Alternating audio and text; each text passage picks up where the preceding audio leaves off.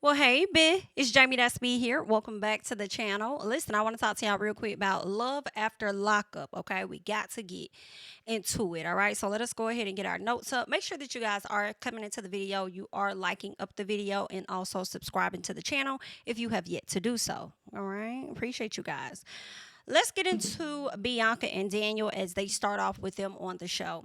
So, Daniel's family comes over. That's his dad, his cousin, and his mom. So, they come over, and Daniel has decided that he's going to go and hang out with his parents alone. Okay. We're learning that, because I didn't know this, that they live out of state or something like that, or they live a good distance away. So, they came in town and they want to spend some time with their son, and that's what they're going to do. Meanwhile, Daniel decided he'll leave his cousin behind to hang out with Bianca. And I feel like he left the cousin behind to honestly watch Bianca. But then at the same time, I'm like, yo, you might want to be mindful of that type of stuff because, girl, we've heard plenty of times where, your girl was over there humping on family members. And I'm not talking about Bianca, but I'm saying in general, okay? The family members be over there getting with your ladies or your menses, okay? So you might want to watch her, being that she could be very careless or whatnot, and often move with the attitude of "I don't give a damn." I don't put that past Miss Girl, okay? So, anywho, Daniel went shopping with his parents, and we learned that prison pretty much operates like guardianships in a sense, where if you want these pants or these shoes, you can get them, but we're gonna overcharge you for that price. Nickel and dime to people. Why they got corporations pouring into the prisons any damn way? Child, I can't. Anywho, so he asked his mom about her, about I think Bianca, and she says that she does like Bianca. And he tells his mom about Bianca and her not believing in birth control and stuff or condoms. What isn't Bianca like younger than him? Why would you allow Bianca to tell you that what she don't believe? Like, I'm confused. She ain't gotta believe in it. That's just like, to me, a man saying I don't believe in birth control or condoms. Okay, that's on you. We don't have to go down this road. So I just,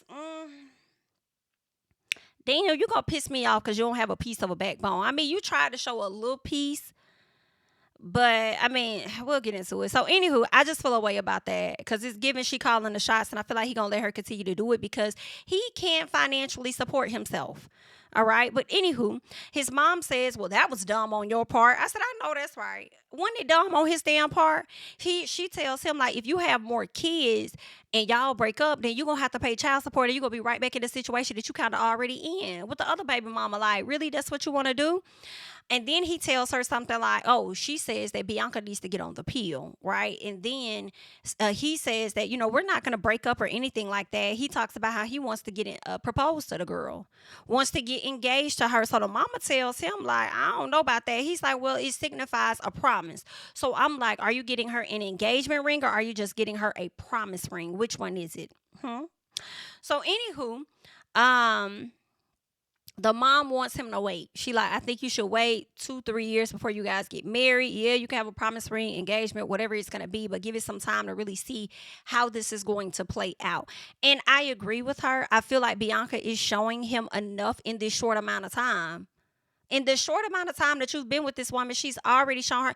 First of all, you should have been done with Bianca when she sat up there and was upset with you for not calling her on time while you locked the hell up. As if stuff don't happen in prisons that could cause them to be on lockdown or anything. You know what I'm saying? So I'm just like, girl, where the hell is he going? She was upset about that. Y'all remember she was sitting in the car with her best friend to try to give him the third degree or whatever about not answering her call or not calling her at a certain time or whatever. Girl, I guess. Anywho, I feel like she's giving him so many red flags to walk away. And if they're on this show another year or so, I do see Bianca getting pregnant. I do. And him having to deal and suffer the consequences. And his mama sitting over there on some I told you so. Yikes. So let's keep going. All right. So they go over and they look at rings and stuff. But did y'all see he was looking at the rings that had a diamond in it? And I don't even know if they were real rings or if they was just sterling silver. But the mama found a ring that had no diamond. Did anybody catch that? The mama found the ring that had no diamond on it and said that this one was nice. It was really nice. And I think she chose that ring for two reasons. Number one being that it's cheap, right? That's the reason. However, also, I think that she may believe this ring is not to be an engagement ring and possibly a promise ring. And she doesn't want Bianca to take this ring to mean more than what it really is. And that's why she chose just the band. And I'm like, the other rings look much nicer. You could have just got the diamond ring. I'm sure they all about the same price. Hell, y'all look like y'all in a thrift store. Like, they may be real, they might not be, they may be sterling silver, whatever. But the mama chose that particular ring intentionally. And some part of me was like, why the fuck is the mama even choosing a ring? I know it's one thing to get a woman's taste, but you don't even know your own girl's taste. You know? So I don't know, child. But that's what he gonna do. He finna get her this ring. The mama done chose the ring. Y'all let me know y'all thoughts and if y'all caught what I caught. So they get back, and well, before they really get back, you see that Miss Girl is over there taking shots with the cousin. But she also says that she's not gonna quit drinking for Daniel's sake. Okay. And then she says that she thinks she can control it, but she can admit that sometimes she can take things too far when she's drinking. That's not good. That is not good. Ooh, child, these people are a train wreck waiting to happen. So she says she's worried about his mom and what she will think. She says he's a mama's boy, and it does kind of turn her off a bit. Let me tell you, I told y'all in a previous video, this woman does not like this man. I don't care. She doesn't. I think that she found a man, yeah, to trauma bond with, but also to find somebody that could potentially be a do boy or something for her. I think she is disgusted by him. I think she looks down on him. And I just don't see how she got friends for real. I don't see how she got friends. Like, I can't stand her. Like, I couldn't be around her. Like, I've been a cussed up child. She would make me put hands on her for real. Mm-mm. I can't do this young lady here. Child, I know that mama about wanted to wring her neck and was like, just let me go. Let me go. Let me go. Okay, let me go ahead and head out. But anywho, what else we got with Bianca? So she don't like that he's a mama's boy, and then she opens up to the cousin. And see, y'all, again, for me, it's like these are the things here that leads to the cheatations of it all. Okay, so his cousin says his mom struggled when he was younger, and when his dad left, he had to step up for his family or whatever.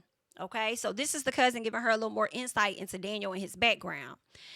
And especially with her referring to him as a mama's boy and her being turned off and stuff, and her leading to the conversation of her not enjoying the sex that they have. And I'm just like, child, girl, she's not to be trusted. Okay. Let's see. She doesn't like that his mom thinks that she's going to be a bad influence. Mama is right on the money as usual. So, anywho, she tells the cousin about him not romancing her and him just wanting to stick it in. And the cousin is like, well, I don't know what the hell to tell you, honestly, because hell, I don't do the foreplay either. I just like to stick it in, too. That's just, what I do, stick it in and be done. Yikes. I'm like, why is you telling the cousin all of this? And why is you over there feeling like you could talk about this man like a dog or anything? Talk about him to his family member and think it's not going to get back to him. Or maybe you know it's going to get back to him and you just don't give a damn. Girl, this is a woman that's hell on wheels for sure. She talks about wanting a kid and haven't taken the plan B yet. She was supposed to already take one, but she's delaying it in hopes that she's preggo. She says, it's her body, it's her choice. And then she says that she isn't going to, because the cousin was like, so you're going to baby trap him? She's like, no, I'm not going to baby trap him. I want to, but I'm not. You delaying taking the plan B after you agreed to tell, and you told that man that you would, is you trying to trap him. Okay? But I also feel like she didn't do it by herself. I feel like, Daniel, if she were to get pregnant, you trapped yourself. Because you should have used the protection, or you should have properly pulled out. Well, girl, really ain't no way to properly pull out. But I'm just saying, hello, pull out works for some people. You should have got that together. So the cousin says that he isn't ready yet, and they need to test the waters, and says that he don't even got a job right now. So what you really trying to do? He ain't even got a job. She said, well, he got 9 months.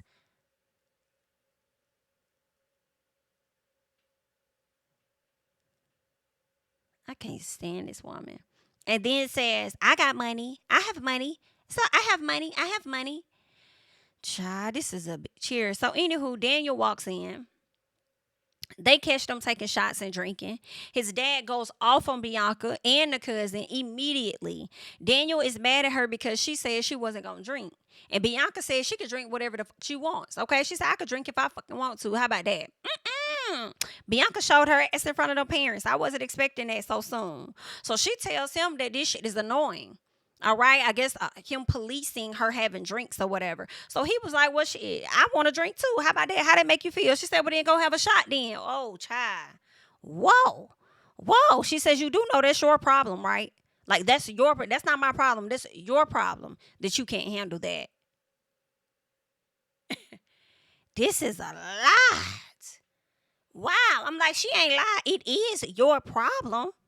It is your problem. But if you're aware and you act like you love and care about this man so much, but you're aware of him likely being tempted and he can relapse the same way you say he relapsed and did meth or whatever in prison, he could do the same thing. Like, this is a person that does not genuinely care about this man at all. She does not love him. She actually is disgusted by him. I'm going to continue to say it. And I just feel like she don't want to be alone. That's why she went out there and she with that man. Anywho, so his dad tells her that she needs to control it. All right. He's like, y'all been getting to know each other and y'all just need to, like, work on some things. Okay.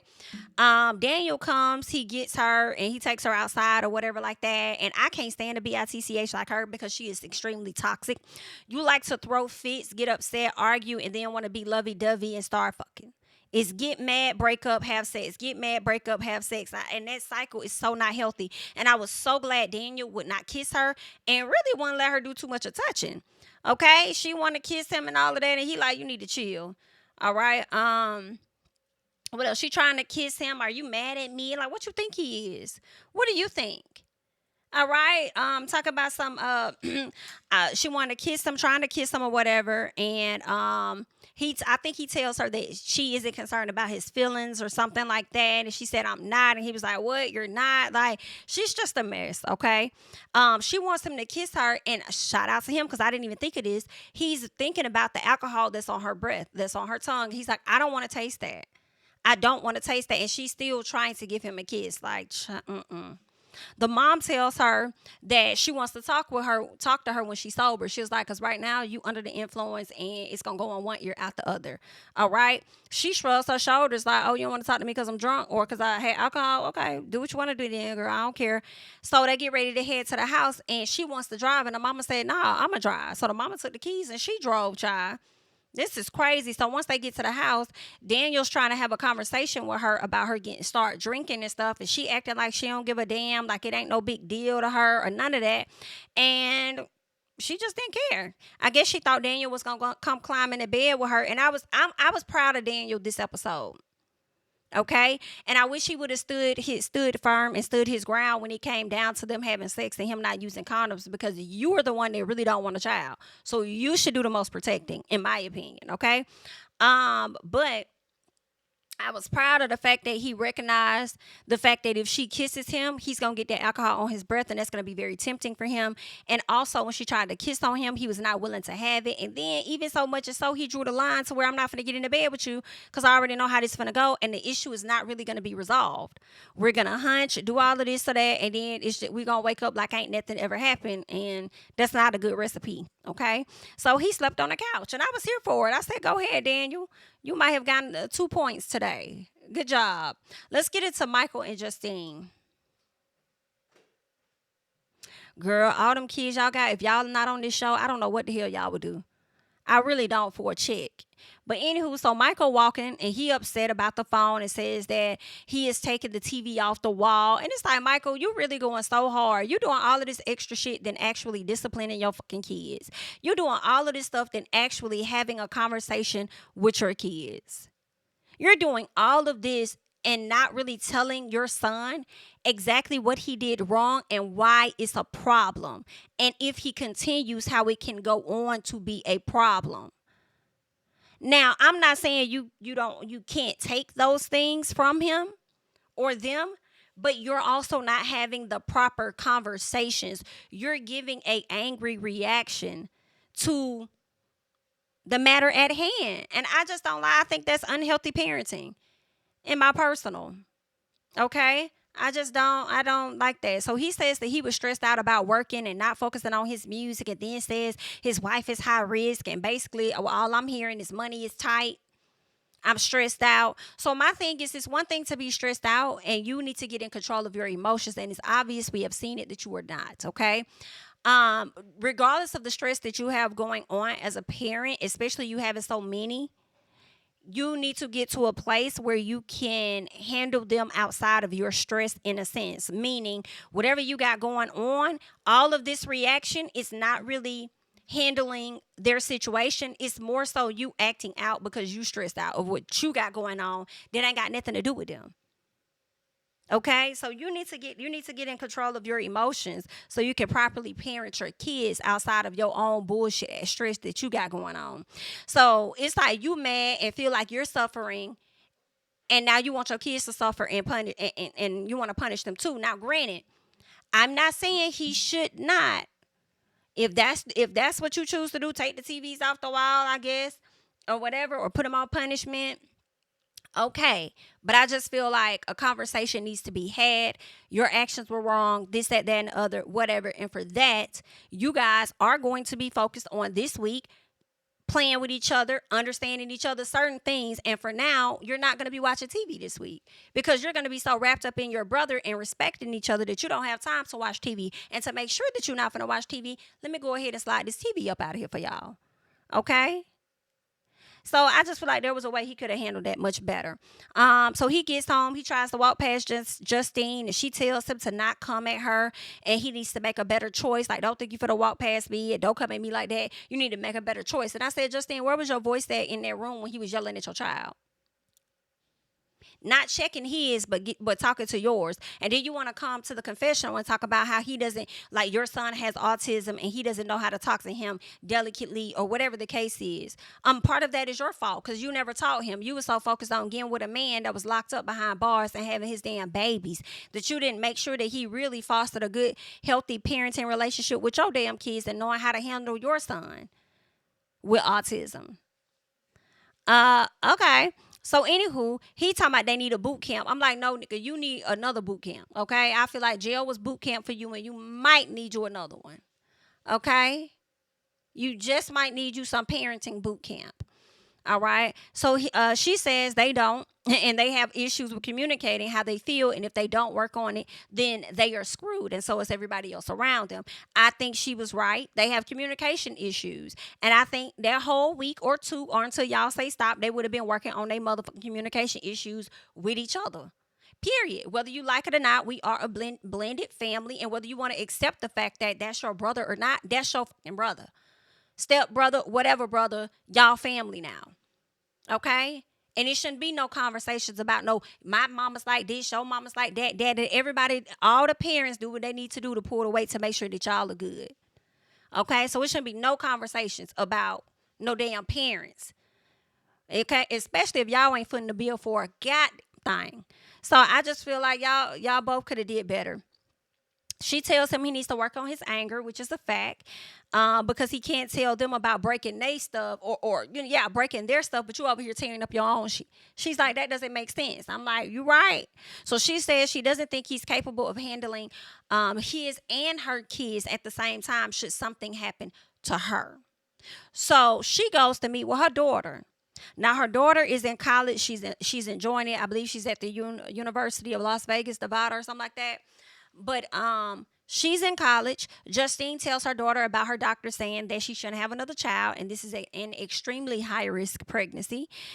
She speaks on them talking about how she needs a will, and who should take care of things and her kids, or should anything happen to her. So she tells her about how Michael reacted with the boys, and how she doesn't think that he's equipped to handle the kids, and she feels like her daughter should have her children should anything happen to her. She thinks the daughter should have the kids, and then says, I don't know, maybe with the last two that I have, you guys could co-parent that.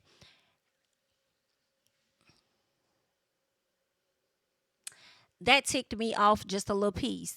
Because how dare you come to this baby that just entered college and have this conversation. I feel like make her aware of what's going on, but don't try to put that responsibility on her. I feel like her being a big sister, out of the love for her siblings, she's going to want to look after them and make sure that they're straight. But for you to want to put all that responsibility on her should something happen to you, I don't really like that. And I'm glad that girl spoke up and said, I ain't trying to be selfish, but I'm enjoying my life. I like what I'm doing. I like everything like that I got going on. Like, this is some newfound territory for me. Okay. So, and I don't know why, if you already knew it was so high risk of what you had going on, would you move forward and want to have another child? Why would you put yourself in that situation? And the mama gonna say, I don't know, I guess this is just what we wanted. I feel like it's more so about what you want. I feel like this is more so what you wanted. I feel like if it was up to him, well, it was up to him. He could have used protection or did a better job with that. But I just think it's more so about what you want. But if it was up to him, y'all wouldn't be having this child. I do think that. So yeah, sad. I think the daughter asked a really good question. But also I think it's messed up for you to want to put all of that on your kid when this is the man that you chose. Girl, get the fuck out my face. Girl, go away from us with this. Meanwhile, Michael over there meet with his daughter, and his daughter says that she's missing her other siblings, but of course they're much younger, so the mom doesn't feel comfortable sending them, I guess, across the country. I don't blame the mama at all. They are much younger, and you want to make sure they're at an age where they can really fend for themselves if they need to before sending them out there. So I understand why the older kids went versus the younger ones. Okay, so his daughter speaks on Justine being high risk and how she felt like it was irresponsible for her to, get pregnant or for them both to have another baby. Like, that's just irresponsible. You already got a house full of kids right now and y'all trying to add more to the pot. I do think that is extremely irresponsible as fuck on so many levels. I feel like financial levels, because some of the kids, they're going to be able to do some activities that they may want to do because y'all got to watch y'all money because y'all got all these fucking mouths to feed. Emotionally, as we already see, you're going to be stressed out from having to provide for those damn kids, that you're going to allow your emotions and everything to spill over onto those children who didn't even ask to be here because you don't know how to properly parent. Okay, but you know how to get in there and hunt it down. I can't. I'm like, not the young kids got more sense than the damn parents. This is crazy. Embarrassing. Anyway, let's get to Kim and Joey. So Joey wants to know if, I think his name is Kason, if one of Kim's sons is his. Okay, so they're waiting on those DNA results to come back. But in the meantime, they're looking for a home. She says she wants to buy a house, but the houses they was looking at on the market was giving down bad as hell. I'm like, you finna pay for that? What's wrong with the house you got now? Okay, because y'all finna move from okay to down bad, and I just don't like that. Okay. Anywho, how the hell y'all gonna buy a house if this motherfucker keep going over the budget that you give him? You telling him to only spend $500, this motherfucker done spent about $1,500 or $2,500. That's a man working against you. Are you okay? Anywho, she tells him it's time for him to get a job. She talks about him doing HVAC. He's like, I don't want to do that. I don't want to be crawling under houses and then this and that and insects and bugs and all this. And I'm like, oh, he being hella picky. All right, so he doesn't want to do those things. He tells him he does need a job that's going to make at least $1,000 a week or something, and he tells her not to worry about it because he's going to figure it out. So he goes and have a job interview, and while he's on the interview, the man was enjoying him up until he told the man that he just got out of prison due to using drugs. And the man was telling him, like, we drug test however often or whatever he told him about drug testing. My thing is, if a person went to prison for doing drugs, and they've done their time, I don't know why companies don't want to hire people that have done drugs if they're not working in a drug field. Right? I would say at least give them a small chance, maybe not a lot of hours. I don't know. Maybe give them heavy supervision, possibly when working, or something like. I don't know why that would be an issue. Possibly have multiple random drug tests to make sure that they're not being drugged out while on the job. And he was forthcoming with the information. So the man told him, listen, I don't know. It could be a no-go, but I'll wait for my HR department to actually confirm that. And I'm like, why do you need the HR to confirm what you already know? You know they're going to say no. What else can you possibly check in his background to confirm that he could potentially have a position? or that position. So then he says, but hold on, we might be able to find something for you. Just give us time.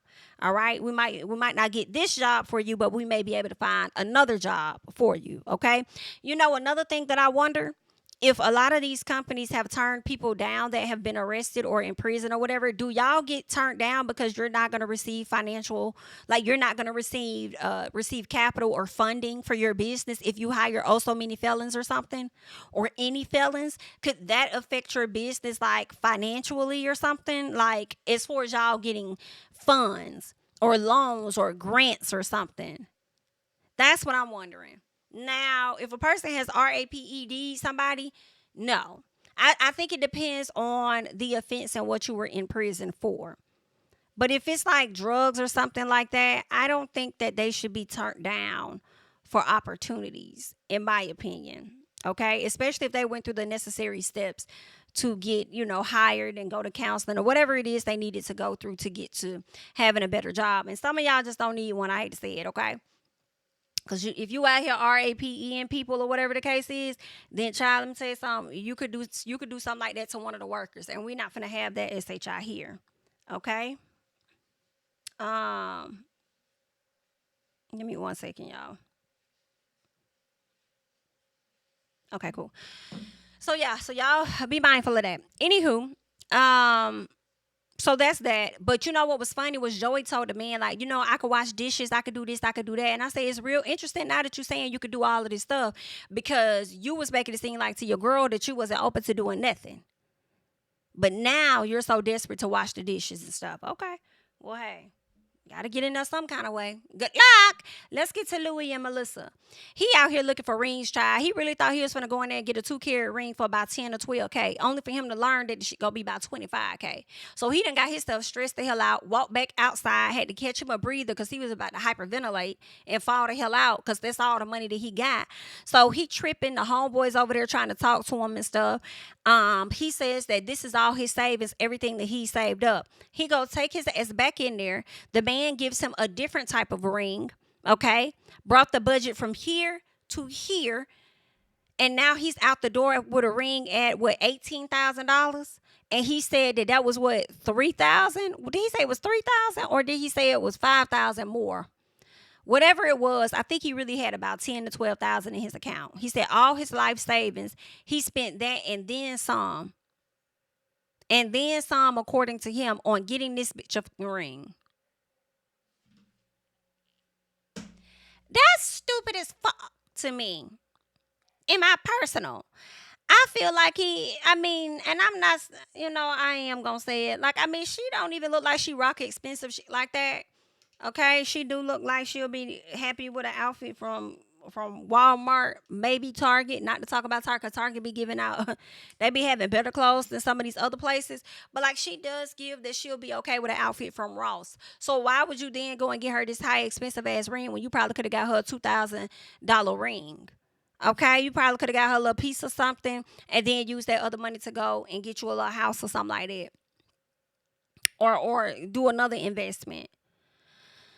I wouldn't have did it, but if that's what he want to do, congratulations and good luck. Stupid man. Let's get to Brittany and Key Rock, or K Rock, however you say the name. So Brittany is over the government housing. Girl, she said that it was a damn crackhead down there asking a kid for some money. I said, oh yeah, girl. Yeah, it would be time to get the hell on. So Key Rock is it Key Rock or K Rock? K Rock. I feel like it's K Rock. I don't know what the hell it is. Rock. So anywho, K is limited on what they can do, all right, or at least she says that, or he says that is limited in that area on what you can do. I think you got to have a curfew, be in by 11 or something like that. You can't have no visitors. So it's a lot going on, and they don't like it, all right? Now, Key Rock may lose the job that he locked in down in Texas. So that's crazy work. That'll be messed up. Now, child, you just spent out all this money to move down there and you may lose the job and the coinage. That's crazy. Anywho, what we do learn, though, is that he's off probation. Unfortunately for Brittany, she is not. So she goes down there to talk to the probation officer to see if she can get out, and finds out that she's not. And she can't. She's upset. And what she also learns is that she has to move in with a family member, and that family member has to put her on the lease. Okay? That's crazy. That's a lot. First of all, she did say that she can't get off probation until she pays all the restitution, which I think could be about $10,000. All right. She also says she has to move in with a family member. They have to put the name on the lease or whatever. And she's like, that's if they even gonna accept me at the apartment complex. And she's not lying, because I'm like, can't they also turn you down on the application if they find out that you were a felon? They don't have to accept you. You could put your aunt in jeopardy. And I do feel like the probation officer may have range to require this, but at the same time, you just being an asshole. In my personal, because I've never heard of that. You want them to go as far as to be on the fucking lease. And I feel like the reason they want her on the lease is so that she could be tied to a property so that she can't relocate to Texas. Now, Key Rock can go ahead and go. They can go ahead and go, but she can't. And I'm like, you might want to go ahead and head the hell out. She'll be all right. Y'all gonna have to FaceTime, or you'll fly back or see her or whatever from time to time. But you need to go ahead and establish and set up shop in Texas. And that's going to help and benefit her. Maybe when you go and get a job and work, if there's anything extra you could send to help her pay down their restitution, then go ahead and let her pay it down. Hopefully they'll let her off then. But child, that's why child, I don't see how y'all do it. She's still over there having her life being controlled and tied the hell down from shit she did when she was a teenager. Ooh, when I say these folks will own you, they will own you. It's too much. Girl, so that's gonna be interesting to see what happens, and if Key Rock gonna go ahead and go down there or what. I say just go. She'll have to figure it out. It ain't like you abandoning her, but you're trying to make sure things are in place by the time she comes there. So she pissed.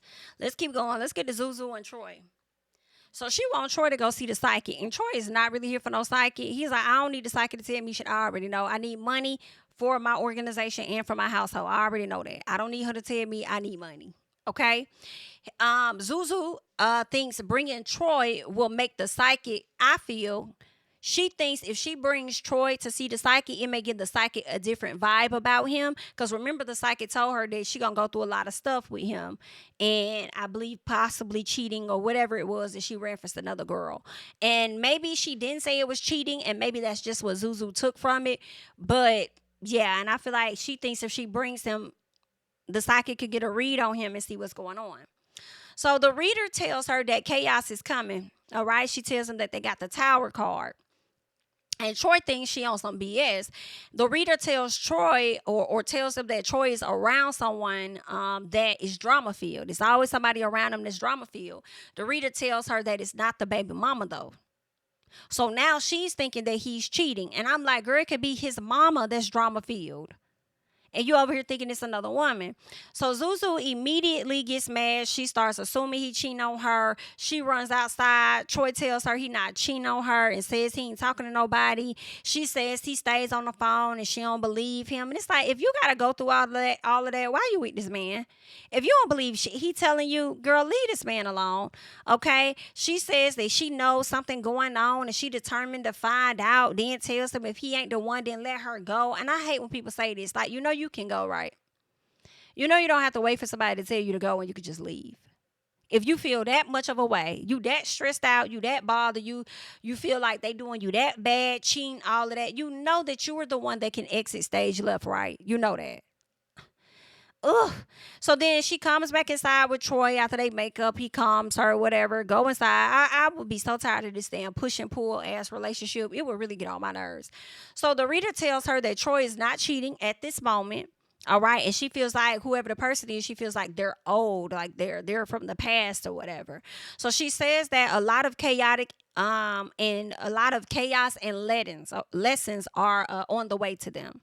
So it's going to be a lot that's going to be going on with them. And I think it's primarily going to be tied to money and the business and stuff. So we'll see. All right. So Later on, they go to her parents' house and they have dinner. They speak on the nonprofit, but the family don't know about them not having the money for the nonprofit. So they're trying to get the kids. They need to get the kids in the program in order to get the funding to show we have actual kids, that this is why we need the funding. And I'm like, how do y'all not know where to go get the kids at? Y'all don't know where to go as far as like underprivileged schools or something like y'all don't know where to go to try and get some of the kids to come to the programs. And are you really going to offer them some good quality work or whatever, service or whatever it is? Okay, help, counseling, or whatever, mentorship. Are you really going to offer them some good stuff?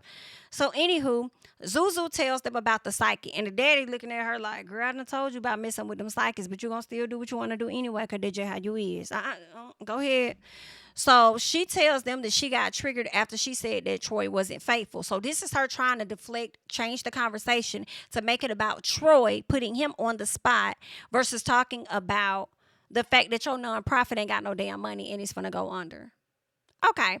So her mom says it's witchcraft and she don't fool with it. Her dad says he ain't losing no sleep about no damn psychic. He said the day that she was born, he spoke over her already and she was destined from that day they brought her home from the hospital. So that right there leads me to believe that she was adopted from somebody. I don't know if it was a family member that may have had her at a very young age or something like that, or what the hell, because she don't look like neither one of them folks, and I really don't think that that's their child. But you know, I guess y'all do what y'all want to do, unless the mama done went and had the baby with somebody else and the daddy said he was going to stick beside her either way, because you know that happens, right? But anywho, that's all I got from the episode, okay? Ain't nobody trying to hear nothing about no psychics. According to the mama, she feels like it's witchcraft. And it could be witchcraft. I honestly don't damn know, y'all. All right? I be thinking about a lot of African practices and stuff that I'm not familiar with at all, but I know that that's something that they do within their culture, okay? And I'm just like, is it really witchcraft, or is it the lack of knowledge about what it really is, and that's how it comes off? But I don't know, okay? Because it could be a mixture of both. There could be some that's given witchcraft, there could be some that's given not so witchcraft and it's a different type of practice, or shit, it all could be, I don't damn know, okay? But the mama said what she said because she follows Jesus Christ, child, and that's just that on that. Y'all leave y'all thoughts and comments down below about the latest episode of Love After Lockup. I'm Jami, that's me, okay? I will catch you guys in the next one. Bye-bye. Soldier ass, leading my people like quarterback. But I study this shit, I'm an almanac. Had to get up and grind. Knowledge is booming, I'm here to apply. Came with the chip and the dip, it just single the mind. We finna do more than survive. I need my check. Spinning the block for the Gouda, we hitting the jeweler to flood out the net. We don't do beef on computers, I'm straight out the sewer. We come when you rest. Niggas be looking perplexed, so keeping my foot on their neck.